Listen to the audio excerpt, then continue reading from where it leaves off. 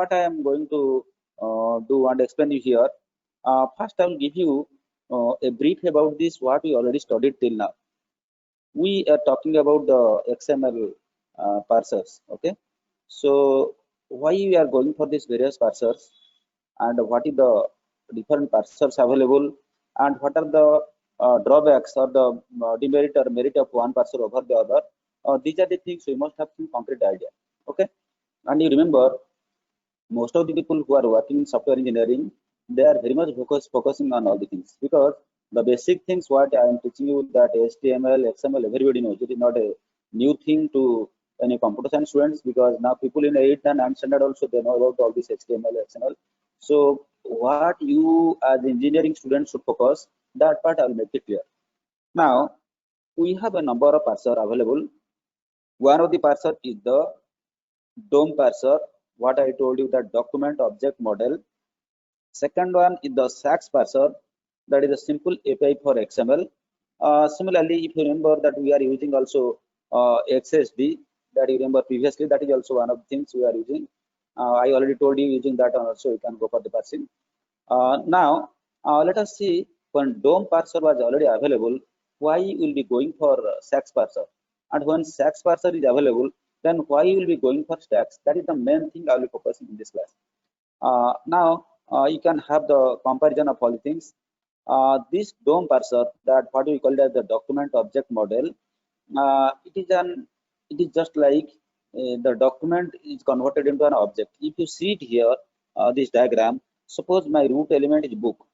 So you see it is in the form of a graph. So main element is the book. Under that child area, what is the title of the book, who is the author of this book, and what is the ISBN number of this book. So all the things, it is just like a graph structure you can see. Okay, so you can say that it parses the XML documents into an object graph, and the whole document is converted into one big object.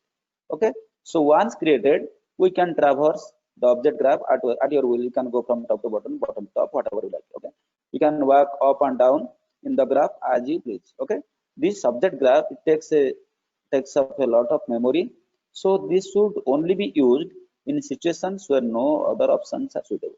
So I told you that the processing takes it more, and the memory also takes more, and also it consumes more time. So this is the thing. So that is the shortcoming of this DOM parser. So to overcome that, what we are going for this SAX parser. SAX parser, the problem is that they are in the DOM. It is the entire thing it is processing at a time. Now in the DOM, it is a simple API for XML, and I already told you that it is event-based parser for the XML document. So it does not create the parse tree. What I have seen, that a tree is there, no, first is the book, then is the title. So it does not create. This SAX parser never creates any parse tree, and it is just like a streaming interface for XML, which means that application using SAX receives event notifications about the XML document being processed and event. Okay, or attribute, whatever thing, these are all done at a time. Then what are things it is done there? See, and it is also done in a very sequential order, starting at the top of the document and ending with the closing of the root element. Okay, this is done in a sequential manner. Then what it does, reads an XML document from top to bottom and recognizes the tokens that make up a well-formed XML documents. So it is just like a scanning from top to bottom. So it reads an XML document from top to bottom, and it recognizes the tokens that make up a well-formed XML document. It recognizes all the tokens and tags what are using, and tokens are processed in the same order they appear in the document. How you are writing? Suppose I am writing book first, then I am writing the author, then writing the title. So it will be processed in the same manner. Okay, same order. So reports the application programs and the nature of tokens that the parsers have encountered as they appear. Okay, how you see there in the similar order, it has to process. It cannot change it. The application program provides an event handler that must be registered with the parser, and as the tokens are identified, we use some callback methods in the handler. The handlers are invoked with the relevant information. So this is the, then when we should use a SAX.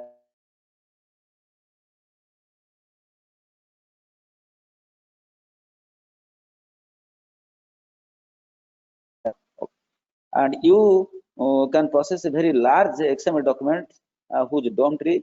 See, in case of DOM, it is not suitable for going for this large which consume large tree which consumes too much of memory. And typically DOM implementations use 10 bytes of memory to represent 1 byte of XML. So the problem to be solved involves only the part of the XML document, and our SACS it only uses only part of that one. It never takes the never upload the entire file at a time. Okay. Then disadvantage. What is the disadvantage of this SACS? So we have no random access. This is a sequential and is a linear. Right? I'm telling you, we have no random access to the XML document since it is processed in a forward-only manner. And if you need to keep track of the data that the parser has seen or already encountered, then in that case you have to write the code and you have to store the data of our own. Then automatically it is not done. Okay. Now let us see the comparison between the SACS and DOM. Okay, here I'm going for a comparison between SACS and DOM. This is the criteria that I will be checking, and the first column, the second column is related to SACS, and third column is related to DOM. So first parser was the DOM, and it was there I think in the year 1998 October it was discovered. Then the SACS came much after that one also. Okay, so it is first came the DOM, then came the SACS. Then it is abbreviated for SACS, so you know simple API for XML, and DOM is the document object model. These are the abbreviations. Loading, it loads, SACS loads only a part of the document, that XML document, in the memory at a time. But in DOM, it loads the entire document into the memory at a time. That's why it takes much time, it takes less time. Then we use some methodology like event handling method. We are using it here, but here as I have shown you, we are using a tree methodology. So it is arranged in the books, then the title, then what the author, and all things is there. Okay. Then you can also see it here the application program by the parse for acknowledgement for reconnaissance of the tokens created by the parser. Okay, these are things. This is not necessary for parsing. We can go for the various calls. Okay, for accessing that one. Then parsing here parse the document only until we want it to do where SACS, but it parses the whole document together. See, SACS means we are going for part of that one. DOM means we are doing the entire thing at a time. So it consumes more memory and time. The functionality it provides a comparatively less functionality for the SACS, but as it is the entire thing it is loading and doing, the functionality with this proper data structure, it's sufficient functionality will be there in case of DOM. The time SACS parser is less time consuming, and here it consumes more time in case of DOM. Okay, so these are the things. Oh my God, very less power. Now the time SACS parser is less time is there, then space occupies less memory the SACS because less things are done at a time. Here it occupies more time. Then it is suitable for large document. SACS is suitable, but DOM is suitable only for small document or small program. Why? Because if the program is more, the tree will be very big, and because it is converted to a graph, so obviously it will be slow and consumes more time. Okay, so then coming to the nesting, it does not work very well for documents for deep nesting. Number of things one under other, say one element, and there are so many child elements again on the, so it doesn't work good for the SACS. But DOM it can work considerable well for such documents. Then we are coming to the interface methods. The interface methods are used for accessing the attributes of various elements. Here now you can see the interface methods are used for traversing the tree. Here from going from top to bottom, bottom to top, like that it is also done. So this is all about, this is the difference between DOM and SACS. Okay, now you can see we are using SACS parser. It works differently with the DOM parser. It neither loads any XML document into the memory nor create any object representations of the XML document. So instead what it does, it uses some callback function. Okay, which is, as I told you, event based. So it uses SACS parser uses some callback functions, and here the default handler is the org.xml.sacs.helpers.default handler.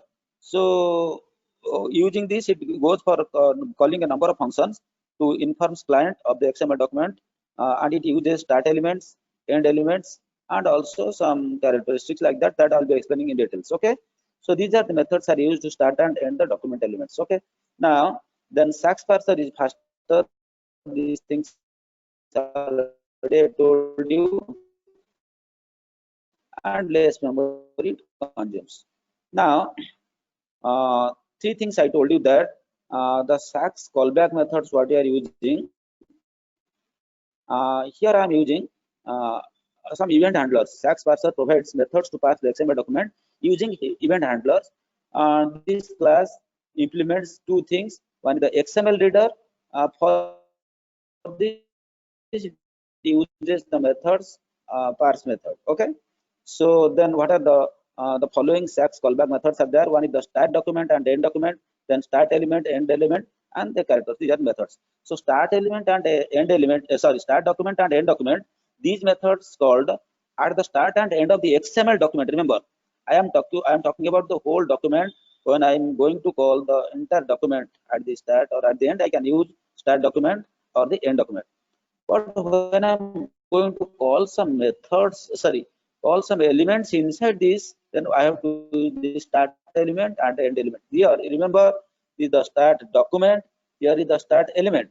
So methods called at the start and end of a document element. This is for a XML document. Okay. Then characters. Now, when in between the start and end, when some documents are there, for calling that one, we'll be using these characters. Okay. These are the things. I have a program here like this. I take a small program. I'm going for a company. In this company, we have staff. So and there will be Java file. In the Java file, we have some default handler classes. And for the exception, we are mainly using these three. One is for warning. Second is for error. Third is for fatal error. So public void warning, SACS parser exception. Name is E. It throws the SACS exception. Like that, these are the things we can use either for a warning or for countering a warning or any error or any fatal error. Okay, these are the things we have to remember what we'll be using. Then, and the default handler I am using org.xml.sacs.helpers.default handler class. It is the base class for these listeners in the SACS. That is 2.0 what we are using. Now, what the XML file I have written, I have to go for that SACS file for that one, that using the Java. Okay, .java. So now import javax.xml parser, SACS parser, and this SACS parser factory, what I am using it here, it is used for the reader or the writer, both it is used here there. Then for the attribute here, for exception, what I am using, the type of that I am using it here.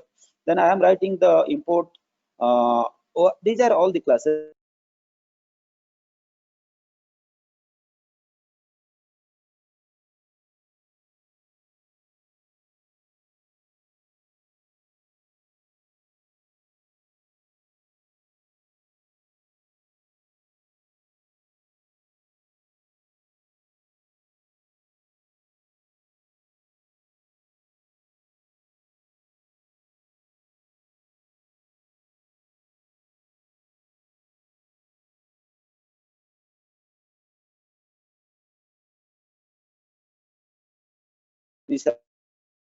Here, no data is there, zero. Public void starts element here. Yes, I told you that when I'm going for starting an element inside that one, I have to use the start element, and also I can use all the things, the string, the attributes, everything I can put, and also I can use the exception handling here also. Now the start element, it is there. If telling the Q name is there, then the first name will come, the last name will come, the nickname also will come, the salary, everything appears here. Okay. So in this manner, you complete the entire program for that one. Now we provide a path here, SACS parser.parse. What is the file name? Here file name, suppose that file what you have given, if it is a demo.xml. See, you don't worry for the file path and all things. You go there where it is stored, no, take the entire path and put it there and space comma space handler, put it there. Then if you run these things, the file will run and it will show an output like this. Okay. So I think this is already I have shown to you that this thing, and I want to show you something different to you today, because today class it is not for DOM and SACS, it is for SACS and stacks. Okay. So for this, what I have to do, I am going for the difference between SACS and stacks, and what are they when SACS is already available, because already I have shown you the output for this SACS already I have done. If you want it, I can show you, but before that we have to go for something here, the difference between the SACS and stacks. Okay. The SAX parser, you see, there is a difference between SAX and stacks. The SAX parser pushes the data, but stacks parser pulls. See, difference is there. Pushes means the entire thing we put it there, I do not have any control. Pulls means whatever things I need, I can pull it here. Okay, so that's why stacks parser is more advanced than the SAX. And we'll see the comparison. What are the plus points that also I'll discuss. Okay, you remember one thing: the SAX parser pushes the data, but stacks parser pulls the required data, the part of data from the XML. The stacks parsers maintain a cursor at the current position in the document. It allows to extract the, okay, this is the advantage of that. Then what is that push and pull? Let us see that. Now I am going for the SAX pull model. The SAX pull model, you see, this is the SAX parser. It is calling the handler. SAX parser, it is calling the handler. That means the entire thing, it has no control over that one. The SAX push model means that the SAX parser that calls your handler, not your handler that calls the SAX parser. And the SAX parser thus pushes the events into your handler. Here it is summarized. Then what will happen with this push model? So with a push model, you have not no control over how and when the parser iterates over the files. Once you start the parser, it iterates all the way until the end. You cannot stop in the middle and calling your handler. That means entire thing it completes, then only it comes up with that one. Okay. So, but you coming to the stacks, it is just like a pool model. The stacks pool model means that it is your handler class that calls the parser. You see, that time the stacks was calling the handler, but your handler is calling the stacks parser. Okay. Thus, your handler class controls when the parser is to move on to the next event of this input. Okay. In other words, your handler pulls the XML events out of the parser. Additionally, you can stop the parsing at any point of time, and this tool model is summarized like this. Okay. So here you can remember the difference that the handler is calling the, or handler is pulling this one, but there SAX parser is calling the handler. Okay. So that's why that is the pushing, and here it is the pulling. Now let us go for a difference between the SAX and tags. So while I am going for the schema validation, SAX goes for the validation, but stacks has no provision for any validations. Coming for the subparsing, stacks does not go for any thing, but stacks goes for that one. Coming to the support of XML writing, stacks does not support, but your stacks support. Okay, so these are some of the advantages, disadvantages of your stacks and stacks one. Okay, now let us see in the stacks you are using some packages and you are using some libraries.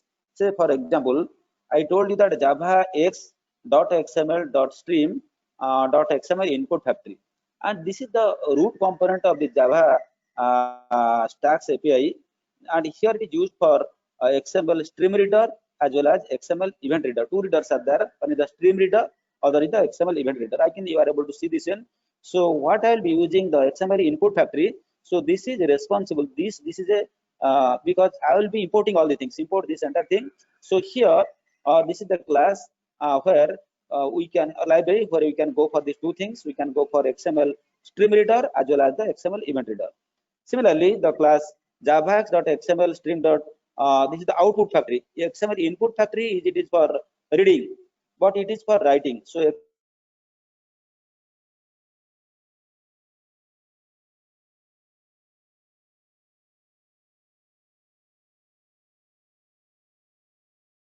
XML event reader. This is a class in the Java stacks. It provides iterator style API for parsing, and it uses some event method also. You go for that one. You can create XML event reader via this one also. Java x.xml stream XML input factory. So the input factory you can also go for a XML event reader. Similarly, you can obtain XML event object from this XML. All the things is there, you can use it. Okay, so get event type, using this method you can use here. Okay, so these are the things. Then this is also I am going for javax.xml stream.xml stream constants. Here a number of why we are using a list of events we can encounter in an XML stream, and there are constants for each of these. There are 8 or 9 constants are there that I have not shown it here. You can use the link. So just remember that javax.xml stream.xml stream constants. For that we are using this your libraries. Okay. Now you can turn the events object into more specific by using calling the three methods. What I told you that the start element, end element, and the characters. This already I have shown you in the previous one. These are the things we can use. Similarly, we can go for the XML event writer that already I have shown you now in the stacks. Okay. Then we go for some demo example here. See, I am creating one XML file. See here a student, some roll number is there. So I'm creating a XML file. Here mine is class. Then in the class there will be students, some roll number will be there, first name will be there, last name will be there, nickname will be there, marks will be there. So under this there will be a number of students. This is easy for you. Then while we are going for the stacks parser, I am writing stacks parser demo.java. This is the file name. So I am using because this is the reference I have taken from tutorialspoint.com. So I'm using package com.tutorialpoints.xml. This is the package I'm using. Then I'm importing the files. What I told you that one is for exception, one is file reader, one is for iterator, and these are the files already I told you library files. That is the javax.xml.stream .xml event readers. This is for the event reader. This is I told you for two types of things you are using. Okay. Then we are going for javax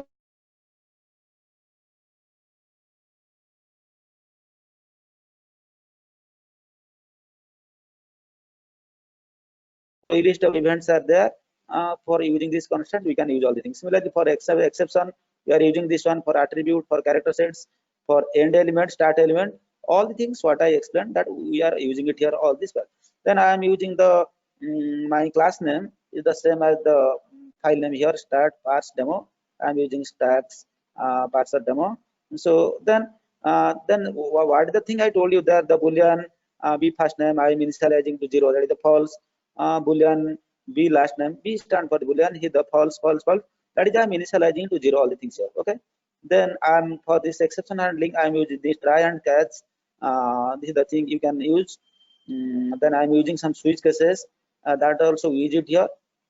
Now when you save it and run it, you get the output like this. Okay. Now let us go to because this is the program you run in XML, isn't it? So I open my, yeah. So I open my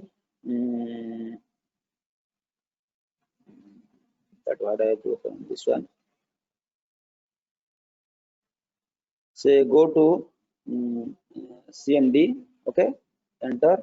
Then you go to the CD space slash enter. Then CD XML, okay.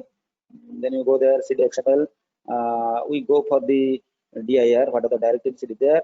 So you get it there. These are the we are having all things are there. Okay.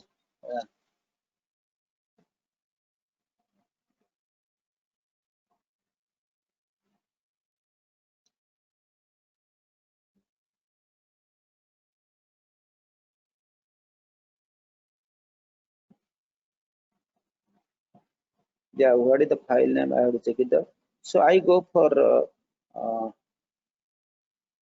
demo, I think.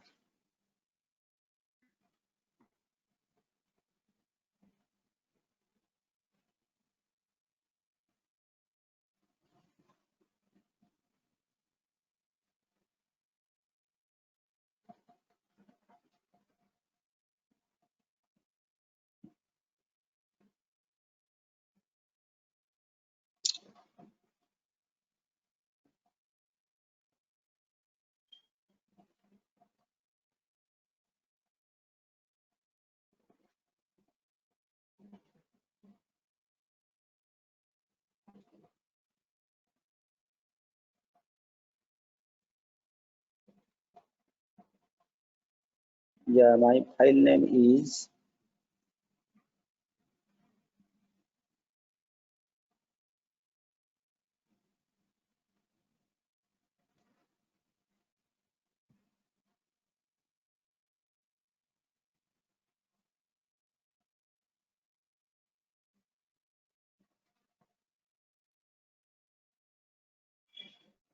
So I go for employee.xml. Okay, SUBL employee.xml. Okay, no, this is the DPD file.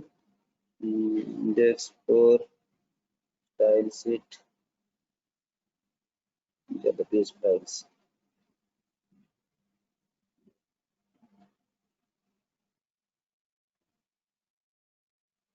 These are MySQL.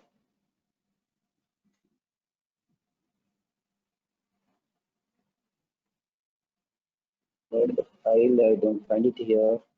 So let me check it again. Employees.xml DTD. Oh no. Oh sorry. It will not run here. I'm confusing. So I have to go for this eclipse.id. Okay, because this Java no, it will not run here. So we go for the Eclipse ID.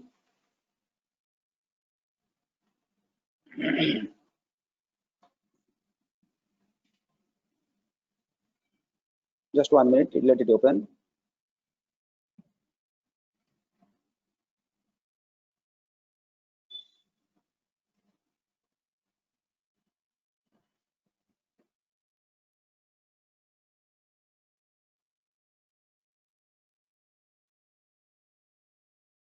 So please bear with me because the Eclipse ID is opening. It takes minimum 1 minute time because my system is overloaded with so many things.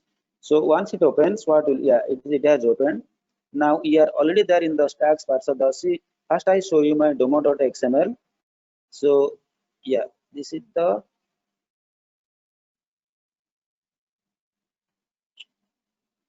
So this is my XML file. You can see the XML file here. XML version is equal to 1. Encoding is UTF-8.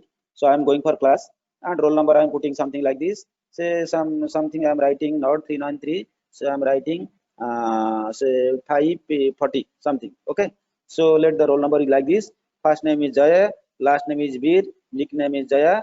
Marks is 95. So I started with the student. If you see class is the root element and the child element is the student, there are number of instance of students. Similarly, I am putting roll number some 5 say previous number 540. I am giving 543. Say I don't know the actual number, just I am putting randomly. Don't worry for these things. So suppose I put the name is Tanmay and initial name T and nickname something like that, marks also I have given 95. So these are things. Okay. Now this is your XML file. This is your XML file. So this XML file, I have to write a stacks parser program to go for the parsing. Is it clear? So control S this one.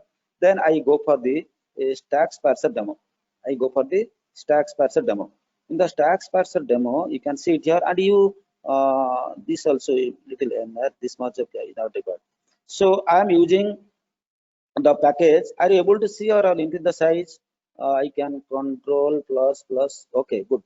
Now I think you are able to see all the things. So now I'm using the package. That is the package is equal to com.tutorial at tutorialpoints.com. I'm using, but I'm using .xml. So import. I told you that for this file not found exception, file leader and iterator I'm using. These are the packages library files stored in. Then I have given this XML event reader input factory. I told you both for this event reader as well as the XML file reader. The stream constants, exceptions, attribute, characters, end element, start element, and XML. For all these things, we have the library files. I called it there, and I told you that I am using the same class name. What is my file name? What is my file name? Stacks parser demo.java. So here I am also using the same thing here. Stacks parser demo. Okay. So now once you go for these things, I have gone for the initializations. I declared the variables first name, last name, nickname, and I have initialized to 0. False means though I'm using boolean type, so I'm initialized to here. Then I'm using this try and catch for this exception. I have given you 3 type of exception which can go for. One is for if you remember the 3 type. One is only for warning, one is for error, one is for fatal error. So you can use anything because this is purely Java. This part I think better you can consult the Java faculty. They can tell you. But here one thing I'll tell you.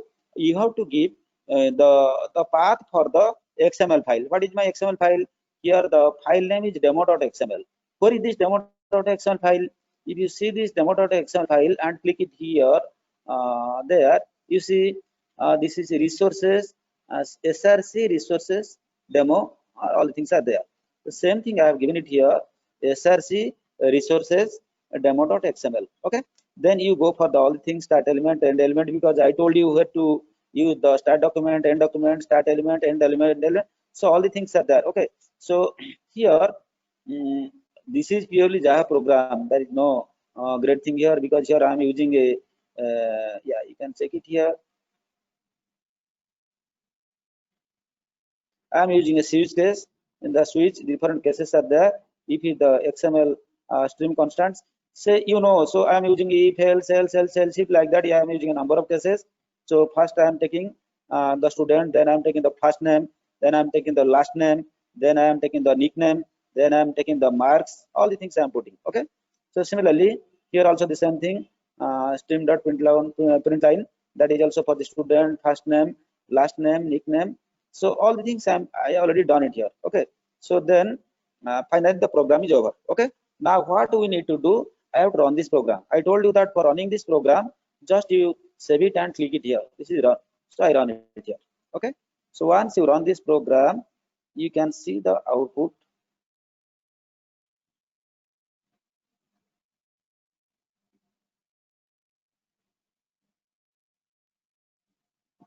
Yeah, for seeing this, I think you have to little take it up. Okay, that it is already run. The output also it is coming. Yeah. Okay. Now you can see your output. So I have given start element is student, and his roll number was 540. First name was Joy, last name was Bir, his nickname was Joy. Marks he has got 95. So end of the start element, end element. Okay, student over. Then start element again student, roll number 543. First name is Tanmay, last name is T, and nickname is the Tan, and marks is 95. So like that, all the things what you have done, you can do it clearly here. And the thing is that you remember, I have shown you a clear-cut comparison between the DOM and the stacks, then stacks versus the stacks. So remember, stacks is not in your syllabus. Don't worry for these things. Only stacks is there, but stacks and stacks, even if very minor things are there.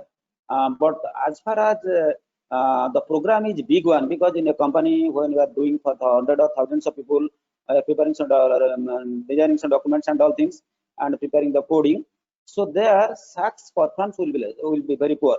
So in that case, you go for the stacks. There is no much difference, and I have shown you the coding also. And I recommend you here. I have taken the 3 or 4 reference tutorial points I have used. W3 School also I have used. Edureka also I have used. Sometimes where I have used, I am telling you that I am using this one, because this is not prescribed in any of the textbook. You won't find whatever the textbook you are having is no here, because all these advanced concept. And this what I am teaching you today, it is purely topic beyond syllabus. Okay, so this is there to provide you additional knowledge, and people who will be going to top MNC companies and will be dealing with this immediately will be working on these things, stacks. So instead of going for the DOM and the stacks, you will be going for the stacks. So my idea is not that I will make you perfect in these things. Only few 10 to 20% of the students who have a really interest and working and who have thorough knowledge on this Java, they will be perfect in these things. But my idea is that you should have a knowledge about these things, what is happening around and what is the technology it is going on and where people are focusing.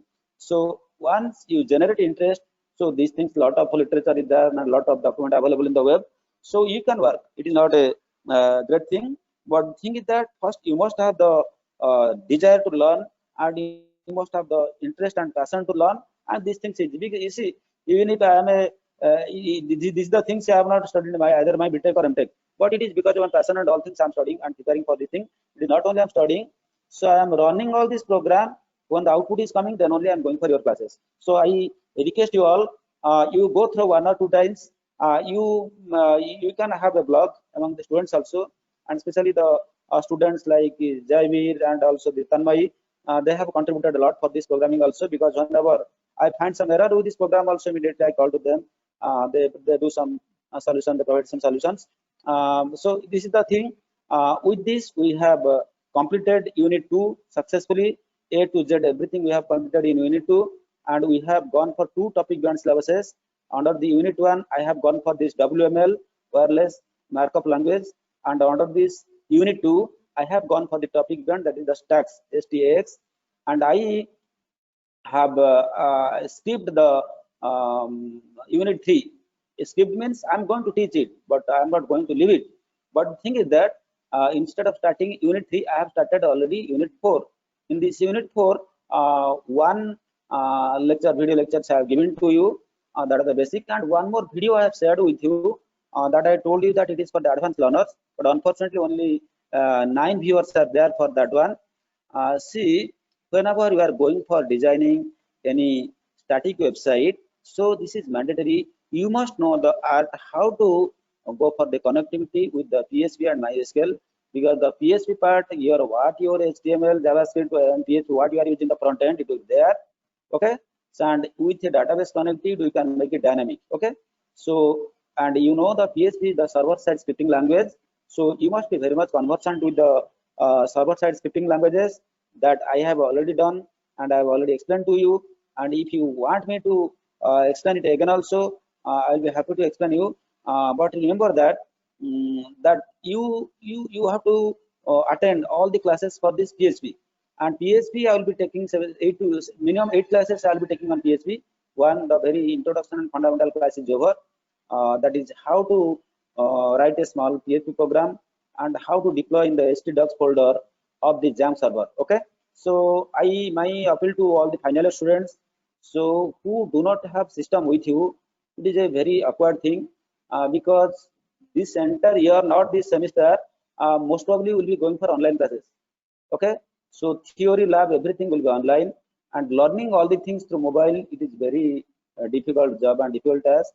So immediately purchase laptops, I'm telling you, or the systems, and the college is giving I think some opportunity to you. The students who want i3 system with 4GB RAM, I think they can get it for around 12-13,000 rupees. Similarly, who are going for i5 with some good RAM, they can get it for 15,000 rupees. And I think some warranty will be there, because it is through some vendor who are known to the college only. But for that, how many students are interested for that one, I must have a list with me, then only I can request the chairman. Chairman is not interested, he told that I have already given a lot of chance to students, they are not interested. And for that also, some amount, 50% of the amount you have to pay immediately. Then only in 1 or 2 install, you can pay the balance. Okay, that is one option.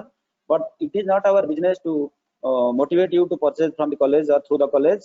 You must have a laptop, because the year 2020 or 21, it will be only all the classes, most probably it will be on online. Even if the exams should be online, even if the quizzes should be online, everything they are planning, even the IITs, NITs, all they are running the entire thing online.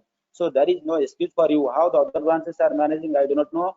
For computer science, if you are a student of computer science and you want to gain something, either laptop or desktop is mandatory. You can have a desktop with you also. If you are interested for a desktop, I think with 7,000 rupees, the management will be able to provide a desktop also with the same functionality i3 or i5, whatever that thing.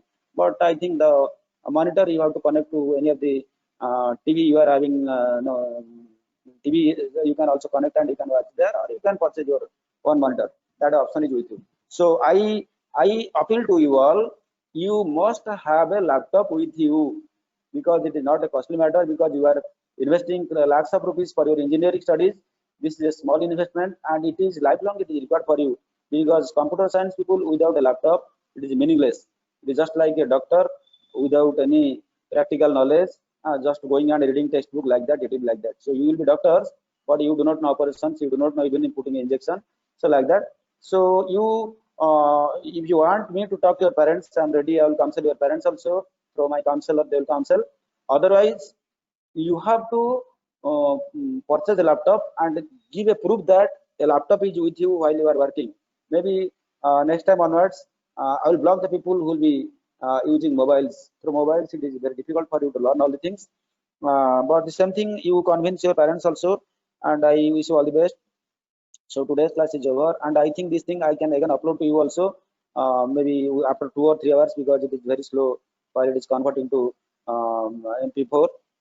Then next thing, that next class onwards, the next class means, so we have a class on Wednesday, because I already told you that Thursday class is preponed, because Thursday, every Thursday, we have a review at college. So Thursday I'll be available in the college, and college networking is horrible. Here also it is horrible, but college it is not possible to take any classes. My classes as usual, Debalan will be going for, and his classes I will be taking here only. Okay, so the timing is same, maybe 4 to 5, and tomorrow, today is Tuesday, tomorrow is Wednesday. I will be taking a classes. Today is 3 to 4, tomorrow I will be taking 4 to 5. Okay, till then, goodbye. Thank you. Take care of your health, and you see this video and put your likes also here for this. Thank you. Thank you for watching this video.